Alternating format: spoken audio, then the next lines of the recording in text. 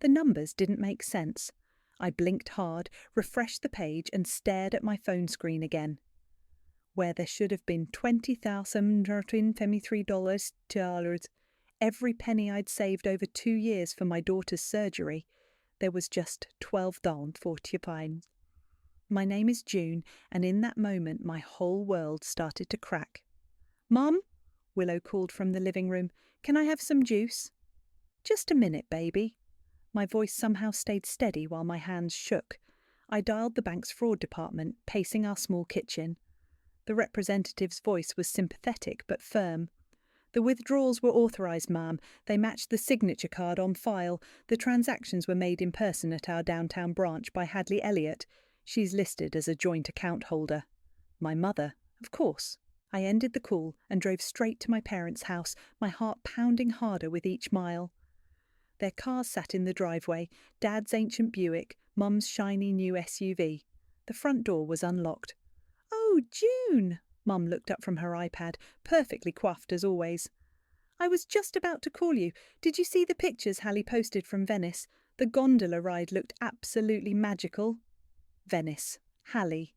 The pieces clicked together like a sick puzzle. "Where's my money?" My voice came out ice cold. Dad lowered his newspaper. Mum's smile didn't waver. "Now, June, don't be dramatic. Hallie needed that trip for her mental health. You know how stressed she's been with her influencer work lately." "That money was for Willow's surgery." The words exploded out of me. "Her scoliosis is getting worse. The specialist said—" "Oh, please," Mum waved her hand. "Willow's young. She can wait a few more months. Hallie needed this now. Besides, we'll help you save it up again." "You'll help me?" I laughed, the sound harsh and foreign. "Like you helped yourself to my account?" "I'm still on that account from when you were in college," Mum sniffed. "Technically, I had every right." The doorbell rang. My Aunt Giselle burst in, Hallie trailing behind her in designer sunglasses. "June, perfect timing." Giselle air-kissed my cheek. "Isn't it wonderful how the trip helped Hallie? Look how refreshed she looks." Hallie pushed her sunglasses up. "The pasta was literally life-changing, and the shopping. I got the cutest—" $20,000, I cut her off. "That's what your mental health cost. Money meant for my 9-year-old daughter's spine surgery." "Don't be so selfish, June." Giselle's face hardened. "Hallie needed this break. Your kid isn't dying." My phone buzzed. A text from Mrs. Peterson, Willow's teacher. "Willow's having back pain again. Could you pick her up early?" "Actually," I said quietly, "she kind of is. Every day without that surgery, her spine curves more. But I guess that doesn't matter as much as Hallie's Instagram content." "Now that's not fair," Dad finally spoke up. "Family helps family." "Family helps family," I repeated. "Then where were you when I needed help after Tom left? When I was working double shifts to save for this surgery? When Willow cried herself to sleep from pain?" Mum stood up, arms crossed. "You're being ridiculous. We'll figure something out. Maybe you could take out a loan. Like Hallie did for her trip." The words tasted bitter. Oh wait, she didn't. She just took my daughter's future instead. Hallie at least had the grace to look uncomfortable. "I'll pay you back, June, eventually, when my following grows more." "Save it." I turned to leave, then paused. "You know what the worst part is. I trusted you, all of you. I really thought family meant something." "It does mean something," Mum called after me. "June, don't you dare walk out that door." But I was already gone, driving to Willow's school with tears burning my eyes. She was waiting in the nurse's office, her small face pinched with pain. "I'm sorry, Mama," she whispered as I helped her to the car. "I tried to stay all day."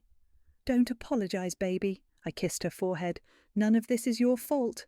At home, I stared at the family photo still hanging in our kitchen, all of us smiling at last year's Christmas dinner, Mum's arm around my shoulders, Dad ruffling Willow's hair, Hallie taking a selfie in the background.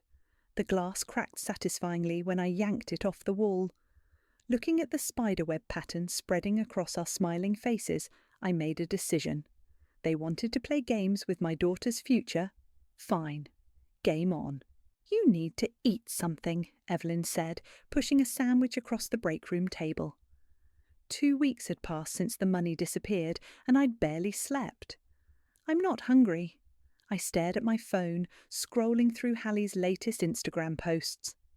Sunset cocktails in Rome, designer shopping halls in Milan. Each picture felt like a slap. When was the last time you answered your mum's calls? Yesterday. She left another voicemail about how I'm tearing the family apart by being difficult. I played it for Evelyn, letting Mum's guilt-tripping voice fill the hospital break room.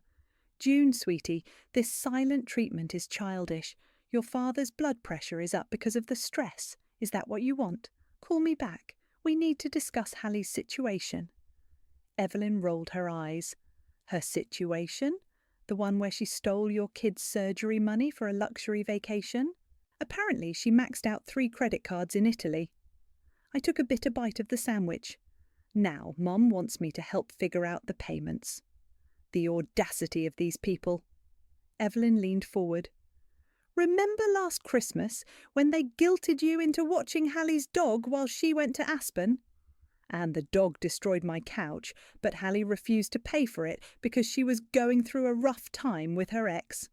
I laughed humorlessly. Yeah, that was just the start. My phone buzzed. A text from Dad. Your mother's crying again. Please be reasonable. Delete it, Evelyn commanded. In fact, block them all, right now. My finger hovered over the block button. But what if Willow needs emergency surgery and they suddenly grow consciences? Not happening. Evelyn grabbed my phone and did it herself. There, now we plan. Plan what? Your revenge, obviously. She pulled out a notepad. But we're doing this smart, no angry confrontations, no emotional outbursts. You want justice? Make it hurt. Make it stick. I thought of Willow's face this morning, trying to hide her pain while getting dressed for school. I'm listening. First, new bank account, different bank entirely. Then we research financial advisors. Good ones, not those strip mall types. My phone buzzed again. Aunt Giselle this time, probably with more guilt trips. I turned it off completely. You know what really kills me? I said, staring at my coffee. Last month, when I mentioned Willow's surgery fund was almost ready, Mum hugged me, said she was proud of how responsible I'd become. The whole time she was probably already planning. Stop. Evelyn's voice was sharp. No more dwelling. Channel that anger into action. She was right. I'd spent years being the good daughter, the reliable one. Where had it gotten me? After my shift, I drove straight to First National and opened a new account. The banker raised his eyebrows at my insistence on sole ownership, no co-signers, maximum security. Bad experience? He asked sympathetically. You could say that. I signed the paperwork with a steady hand. At home, Willow was doing homework at the kitchen table. She looked up when I walked in, her smile bright despite the obvious discomfort in her posture. Mama, look! I got an A on my science project. I hugged her carefully, mindful of her back. That's amazing, baby. How about pizza to celebrate? While she called in our order, I overheard my parents' voices through the open window. They were visiting our next-door neighbour, probably spreading their version of events. Just a phase, you know how June gets. Mum's voice drifted over. We might need to co-sign some loans for poor Hallie. The interest rates in Italy were just criminal. I closed the window, a cold smile forming. Co-signing loans? Perfect. Later that night, after Willow was asleep, I started researching financial advisors. One name kept coming up in reviews. Dylan Warren, specialising in debt restructuring and asset protection. I made an appointment for the following week. My phone lit up with a final text before bed. Hallie had managed to get through despite the blocking. OMG, these credit card companies are so mean. Can you talk to a bank about a personal loan for me? Just till my sponsorships pick up? Mum said she'd co-sign, but her credit isn't great. I screenshot it and sent it to Evelyn with 3 words. Let's make plans. Her response came immediately. Now you're thinking. Sleep tight, Mama Bear. Tomorrow we start playing chess while they're still playing checkers. I looked at Willow's surgery fund spreadsheet one last time before bed. The number still showed 0, but now, instead of despair, I felt something else. Purpose. They wanted to play games with money? Fine. But this time, I'd be writing the rules. 6 months passed like a slow-burning fuse. Hallie's Instagram posts from Italy faded into desperate attempts to maintain her influencer lifestyle. It blessed became now hustling, then finally now struggling. I watched it all from behind my block, sipping coffee in my office while scrolling through financial reports. "Your 3 o'clock is here," my assistant buzzed. "Mr. Warren from Capital Advisory."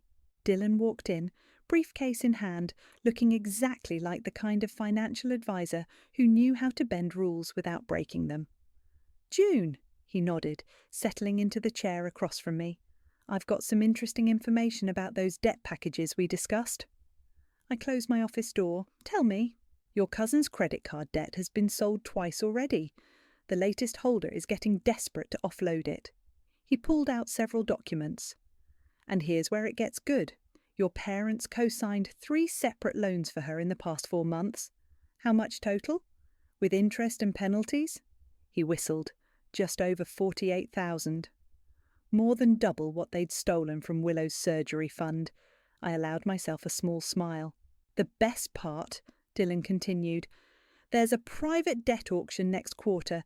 These kinds of family co-signed debts often get bundled together, under the right corporate identity." "I could buy it all," I finished, anonymously.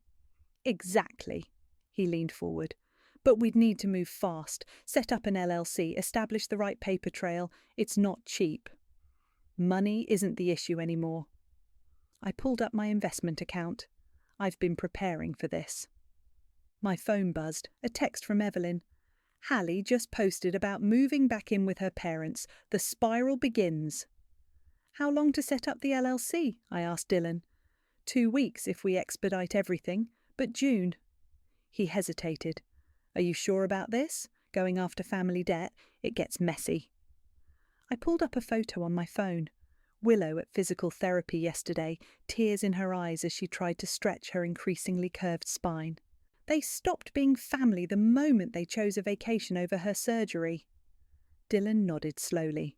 "I'll make the calls, but first let's discuss strategy." For the next hour, we mapped out every detail: corporate structures, debt acquisition plans, legal frameworks that would keep my identity hidden until the perfect moment. Walking out of my office, I overheard 2 nurses discussing a Facebook post. "Did you see? Hadley's selling her designer bags online, says it's decluttering, but those are way under market value."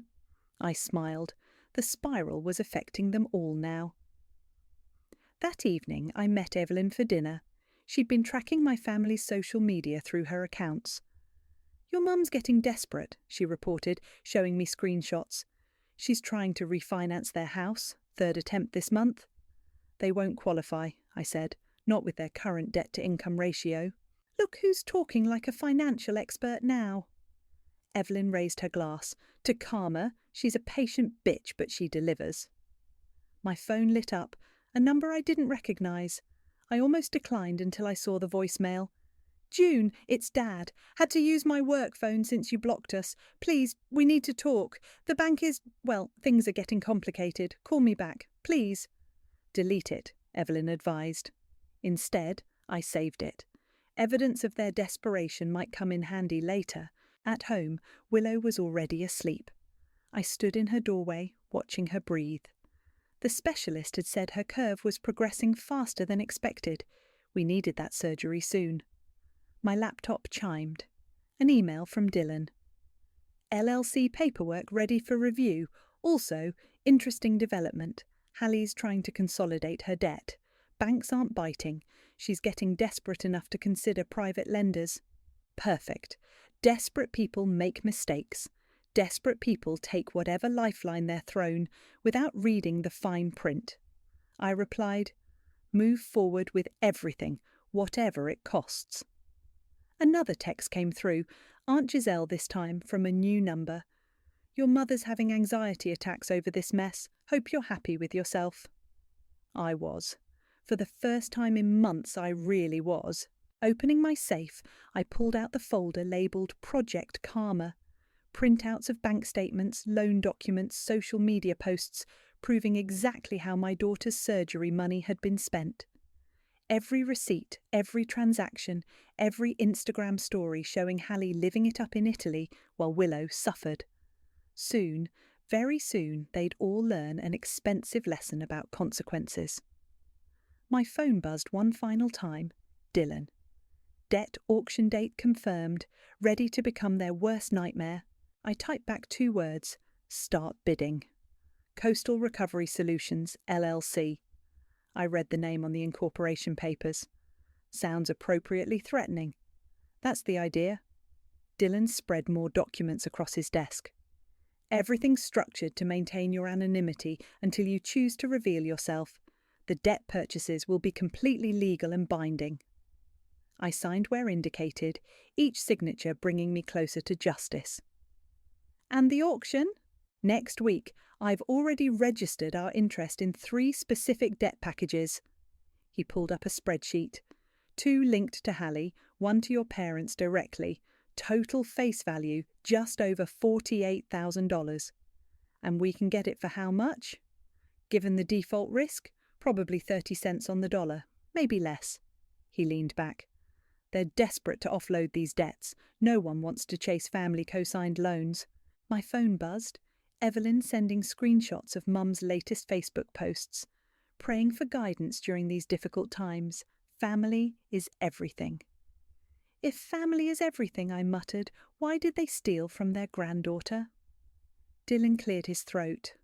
Speaking of which, how's Willow doing? Another specialist appointment tomorrow. The curve is getting worse. I showed him a recent X-ray. We can't wait much longer for the surgery. Then, let's make sure this works. He pulled out more papers.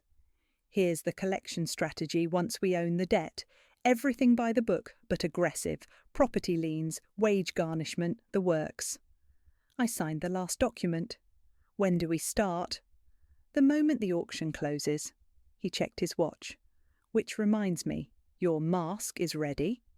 He handed me a business card. Sarah Mitchell, Chief Recovery Officer, Coastal Recovery Solutions. For when you need to make calls or send emails, he explained, everything routes through secure channels. They'll never trace it back to you. That evening, I practiced my new signature, Sarah Mitchell, while monitoring my family's increasing desperation through Evelyn's social media updates. Hallie had posted a tearful story about toxic credit card companies and their unfair collection practices.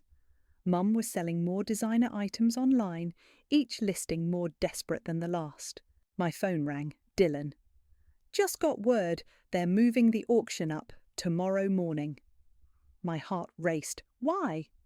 One of the debt holders is particularly motivated to sell. They know your parents are trying to refinance their house. Want to move before that happens. I smiled grimly. They won't qualify for refinancing. I checked their credit reports. Look at you, talking like a professional. He paused. You sure you want to go through with this, once we buy that debt? They stole my daughter's future. I cut him off. I'm just returning the favour. The next morning, I sat in Dylan's office, watching numbers flash across his screen as the online auction progressed, each bid bringing me closer to ownership of my family's financial destruction. Package 1 secured, he announced. Hallie's credit card debt $22,000. My hands shook slightly. Next. Package 2, the personal loans, $15,000. More typing. And, got it. The last one? He nodded. Your parents' direct debt, $11,000. He turned to face me. Congratulations, you now own $48,000 of your family's debt, purchased for just under $16,000, less than what they'd stolen from Willow's surgery fund. Poetic justice. When can we start collection procedures? Papers will be filed today. They'll receive official notification within 48 hours. He handed me a burner phone. This is your Sarah Mitchell phone. Use it only for collection calls. On my way home, Evelyn called. Your mum just posted that they're meeting with bankruptcy attorneys tomorrow. They have no idea what's coming, do they? No, I said quietly, but they will. That night I helped Willow with her homework, watching her struggle to find a comfortable position in her chair. Soon, baby, soon we'll fix this. My new business phone buzzed, a text from Hallie to Coastal Recovery Solutions. Please, can we discuss payment arrangements? My family's going through a really hard time. I saved the message but didn't respond. Let them sweat for a few days. Opening my laptop, I began drafting the official collection letters. One for Hallie, one for my parents. Each word carefully chosen, each demand precisely calculated. They thought they could steal from my daughter without consequences. They were about to learn how wrong they were. My personal phone lit up. Dad's work number again. June, please. The bank says someone bought our debt. We don't know what to do. I turned off the phone and opened my safe, adding the LLC paperwork to my revenge folder. Everything documented, everything legal, everything about to explode in their faces. The first text arrived at 6 a.m. June, baby, please call us, we need you. Mum's third number this week. By noon there were 6 more messages, each more desperate than the last. I listened to them while preparing for Willow's pre-surgery consultation. Sweetie, we know we made a mistake, but this debt collector, they're being unreasonable. We could lose everything. Delete. Your father's blood pressure is through the roof. Is that what you want? To give him a heart attack? Delete. June, please. We're your parents. Family helps family. I laughed bitterly at that one. Family helps family. Where was that sentiment when they cleaned out Willow's surgery fund? Mom! Willow called from her room. Can you help me with my shoes? My back's really hurting today. I found her sitting on her bed, tears in her eyes. I'm sorry, Mama. I tried, but bending hurts too much. Don't apologise, baby. I knelt to help her. The doctor said we can schedule your surgery next month. Things are finally falling into place. My work phone buzzed. The one for Sarah Mitchell. Hallie's number. Ms. Mitchell, please, I've left 3 messages. These payment terms, they're impossible. My parents can't afford this. I ended the call without speaking. Let them squirm a little longer. At the hospital, Dr. Roberts reviewed Willow's latest X-rays. The curve has progressed significantly. We need to operate within 6 weeks. We're ready, I assured him. The funds are secured.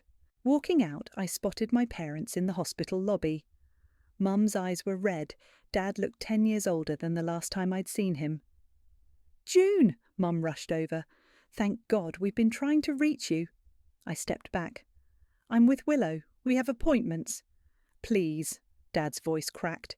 This collection company, they're threatening to put a lien on our house. Hallie's having panic attacks.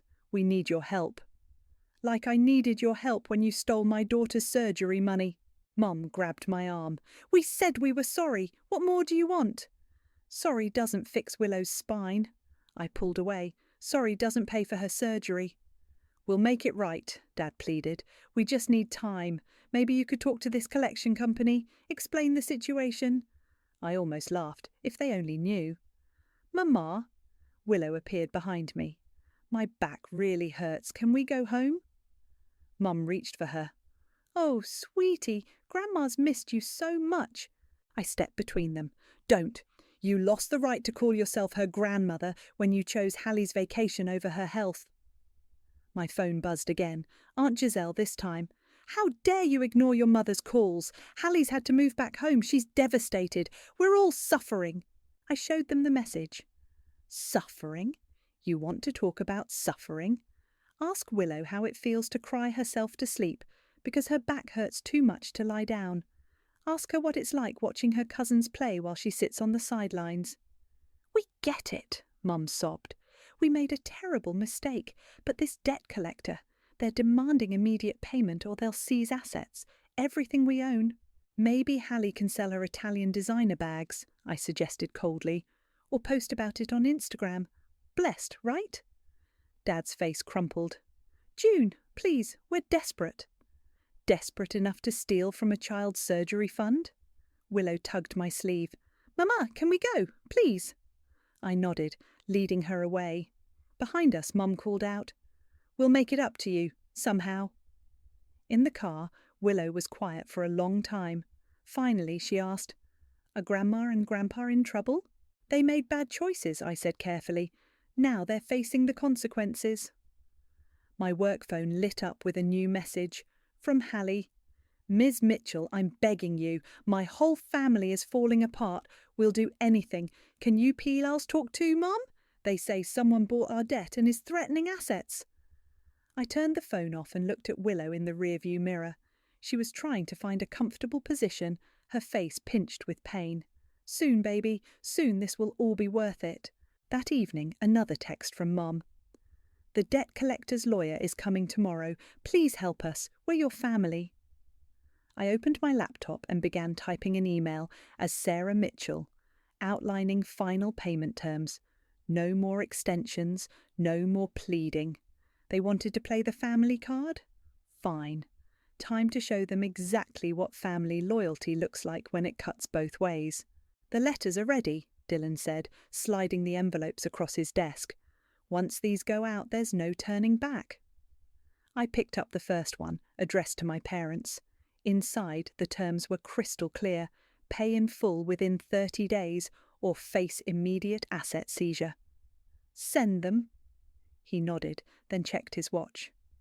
"They should receive them by tomorrow morning. Are you ready for what comes next?" "You mean the screaming, crying, and begging?" I smiled grimly. "I've been ready for months." Right on cue, my phone buzzed. Hallie posting another tearful Instagram story about financial bullying and predatory debt collectors. The next morning, the storm hit. First came the texts. "June, these people are monsters. They're going to take Mum and Dad's house." Then the voicemails. "Your father's in the emergency room. His blood pressure. Please call us." Finally, the pounding on my front door at 7 a.m. "June, open this door right now." Mum's voice carried through the house. "We know you're in there." Willow stirred on the couch where she'd fallen asleep watching movies. "Mama, what's happening?" "Stay here, baby." I opened the door to find my entire family on my porch, Mom, Dad, Aunt Giselle and Hallie, all clutching identical letters. "Did you see these?" Mum thrust the paper at me. "They're going to destroy us." "Maybe you shouldn't have signed for loans you couldn't repay," I said coldly. "We had no choice," Hallie wailed. "My mental health—" "Stop." My voice cut through her tears. "Your mental health crisis somehow required a 5-star hotel in Venice?" "That's not fair," Aunt Giselle stepped forward. "Hallie needed—" "What about what Willow needs?" I pointed inside where my daughter sat watching us. "What about her surgery?" "We said we were sorry about that." Mum's mascara was running. "But this company, Coastal Recovery, they're demanding everything. The house, Dad's pension." "They can't do this," Hallie sobbed. "It's not legal." "Actually," I said quietly, "it's perfectly legal. I made sure of that." The silence was deafening. "What?" Dad's face went pale. "What did you say?" I walked to my office and returned with a folder. Inside were copies of everything: the LLC paperwork, the debt purchase records, the collection authority documents. Coastal Recovery Solutions. I laid them out one by one. Owner and Chief Recovery Officer, Sarah Mitchell, also known as me. Mum grabbed the papers with shaking hands. "No, this isn't—" "You couldn't." "I could. I did." I met each of their shocked faces. "You stole my daughter's future, so I bought yours." You're the one doing this to us?" Hallie's voice rose to a shriek. "Your own family?" "Family?" I laughed. "Like when you used my daughter's surgery fund for your Instagram vacation?" But we're losing everything." Dad slumped against the doorframe. "Now you know how it feels." I started closing the door. "The payment terms are non-negotiable, 30 days. "Wait!" Mom grabbed the door. "You can't do this. We're your parents. And she's my daughter." I nodded toward Willow. "You made your choice. Now I've made mine." Right on cue, a car pulled up. Dylan stepped out, briefcase in hand. "Perfect timing," I called out. "My lawyer's here with the default responses. Shall we sign them now?" "Lawyer?" Aunt Giselle sputtered. "June, stop this madness." "The only mad thing," I said quietly, "was thinking you could steal from my child without consequences." Dylan approached with documents. "If you'll all sign here, acknowledging receipt of the collection terms." One by one they signed, broken and defeated. Mum's hand shook so badly she could barely write her name. 30 days, I reminded them as they stumbled back to their cars. Not a day more. After they left, Willow came to stand beside me. Did they take my surgery money because they don't love me anymore? I knelt beside her, fighting back tears. "No, baby, they took it because they loved themselves more, but that's not your fault, and soon you'll have your surgery and we'll start fresh. Just us. Just us." My phone buzzed one last time, a text from Evelyn. "How'd it go?" I watched my family's cars disappear down the street, taking their shattered illusions with them. "It's done," I replied. "They know." "And?" I looked at the signed documents in my hand, then at Willow's hopeful face. "And now they learn what real consequences feel like." "They're here," Dylan announced, looking out my office window. "All of them." 29 days had passed since the revelation.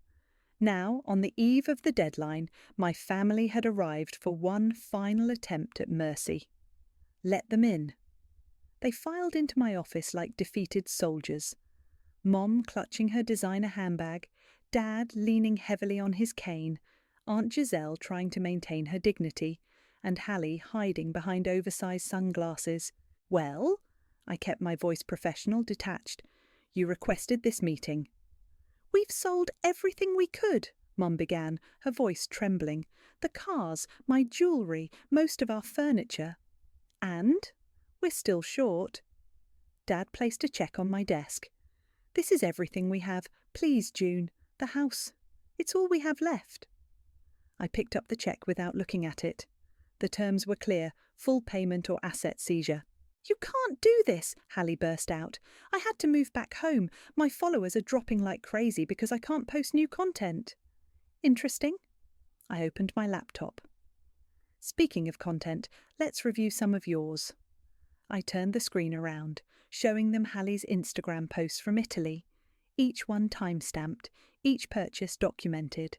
"Here's you at the Gucci store in Milan. Same day Mum withdrew from Willow's surgery fund."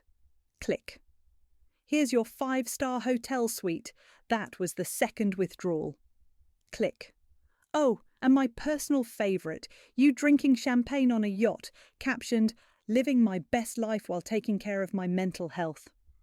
"Stop it," Aunt Giselle stepped forward. "We get it. Mistakes were made." "Mistakes?" I stood slowly. "Let me show you what your mistakes look like." I pulled up Willow's latest x-rays. "See this curve? It's 15 degrees worse than when you stole her surgery money. Every day of delay causes more damage." "We didn't mean," Mum started. "To what? To prioritise Hallie's vacation over your granddaughter's spine? To steal from a child?" I laughed bitterly. "You meant every bit of it. You just didn't expect consequences." "Please," Dad whispered. "We're begging you." "Like I begged you when I called crying after discovering the money was gone." I pulled out my phone, playing the recording I'd saved. Mum's voice filled the room. "Don't be dramatic, June. Hallie needed this more." Hallie pulled off her sunglasses, mascara streaking down her face. "I'll pay you back, I promise. I've already started a GoFundMe." "For what? Your influencer comeback tour?" I showed them her latest social media post. A plea for donations to help with unfair debt collectors targeting my family. "That's enough!" Mum slammed her hand on my desk. "We are still your parents. And she is still my daughter." I pointed to the family photo on my wall, the last one taken before they stole the money. "You chose Hallie's Instagram aesthetic over her health. Now you can live with that choice." Dylan cleared his throat from the doorway. The property liens are ready to file first thing tomorrow. You can't. Aunt Giselle grabbed my arm. Where will they live? I shrugged off her grip. Maybe they can stay at that lovely hotel in Venice. I hear it's great for mental health. June, Dad's voice broke. We're family. No, I stood up. Family doesn't steal from children. Family doesn't choose vacations over surgery. Family protects each other. I pressed the intercom. Send her in. The door opened and Willow walked in slowly, her back brace visible under her shirt. Mum reached for her, but I stepped between them. This is what you chose, I said quietly. Every time she cries in pain, every specialist appointment, every setback, this is your legacy. We're sorry, Hallie wailed. How many times do we have to say it? Sorry doesn't fix her spine. I handed the cheque back to Dad. The deadline stands. Tomorrow, everything gets filed. You've become so cold, Mum whispered, so heartless. No. I smiled sadly. I've become exactly what you taught me to be. Someone who takes what they want and doesn't care who gets hurt. Dylan stepped forward with more papers. I need signatures acknowledging tomorrow's proceedings. One by one they signed, broken and defeated. As they left, Hallie turned back one last time. I really am sorry, June. I know. I closed the door. But sorry isn't enough anymore. Willow took my hand as we watched them leave through the window. Are they going to be okay, Mama? I thought about the years ahead, their struggle, their loss, their consequences. They'll survive, I said finally, just not the way they planned. Evelyn texted, You did it. You actually did it. No, I typed back. They did it to themselves. I just made them pay for it. Look, Mama. Willow twirled in the garden, her movements fluid and free. No pain. I watched her chase butterflies through the flower beds, remembering how she used to wince with every step. The surgery had been a complete success, her spine now straight and strong. My phone buzzed with a notification from the real estate app. My parents' house had finally sold, well below market value, but enough to clear their remaining debt. They'd moved into a small apartment across town. Miss Sullivan, Dylan appeared at the garden gate. The final paperwork is ready. Inside my office, he spread the documents across my desk. Once you sign these, Coastal Recovery Solutions will be officially dissolved. Are you sure about this? It's time. I picked up the pen. The debt's been paid, in more ways than one. Speaking of payment, he pulled up an email. Your mother sent another request for a meeting. I'd been expecting this. After the house sale, after everything was gone, Mum had started sending weekly emails. Not begging anymore, just reaching. She included this. Dylan handed me an envelope. Inside was a stack of papers, bank statements, credit card bills, receipts, everything documenting how they'd spent Willow's surgery money. At the bottom was a handwritten note. You deserve to know exactly how we betrayed you. I'm not asking for forgiveness. I'm just trying to understand how we became people who could hurt a child, who could hurt you. My phone lit up with Evelyn's message. Drove past Hallie's new place today. She's working as a barista now. No more influencer life. I'd seen Hallie's last social media post before she shut down her accounts. Sometimes rock bottom teaches you who you really are. Starting over. Chuck humbled. The LLC dissolution is complete, Dylan announced, but there's something else you should see. He pulled up a website, a new foundation providing financial assistance to families needing children's surgeries. Your revenge fund did more than punish your family, he said quietly. The interest and penalties, it's enough to help 3 other kids like Willow. The doorbell rang. Through the window I saw Mum standing on my porch, alone this time, no demands in her posture. Want me to send her away? Dylan offered. No, I stood up. It's time for this too. She looked older, wearing simple clothes instead of her usual designer outfits. The diamond rings were gone from her fingers. I'm not here to ask for anything, she said before I could speak. I watch Willow playing sometimes from the park bench. She looks so happy now, so healthy. She is. We did that to her. Hurt her. For what? So Hallie could post pretty pictures? Mum's voice cracked. I don't recognise myself anymore. That person who could steal from her own granddaughter? Mum, no, let me finish. She straightened her shoulders. You were right about everything. We deserved what you did to us. I just hope, someday, you'll let me try to be better, to be the grandmother Willow deserves. Willow's laughter floated from the garden. Mum turned toward the sound, tears falling freely now. She's all I think about, she whispered. How we chose Instagram likes over her pain, how we betrayed her trust. Your trust. I thought about the foundation website, about other children who would now get their surgeries, about karma and justice and healing. Would you like to see her? I asked finally. Just for a few minutes? Mum's eyes widened. Really? New rules, I said firmly. New boundaries, new expectations. Break them once and it's over forever. She nodded rapidly. Anything. I'll do anything. Mama! Willow called from the garden. Come see what I found. I opened the door wider. Come on, she's waiting.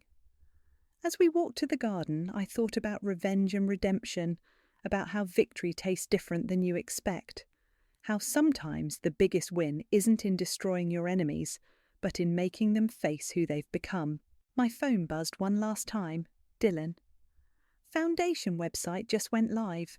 First application already came in. Ready to help another family?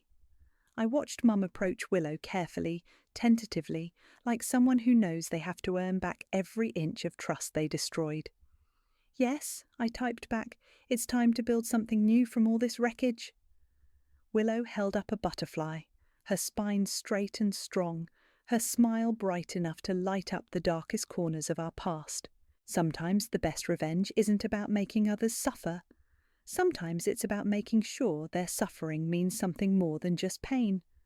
Sometimes it's about turning their worst choices into someone else's second chance.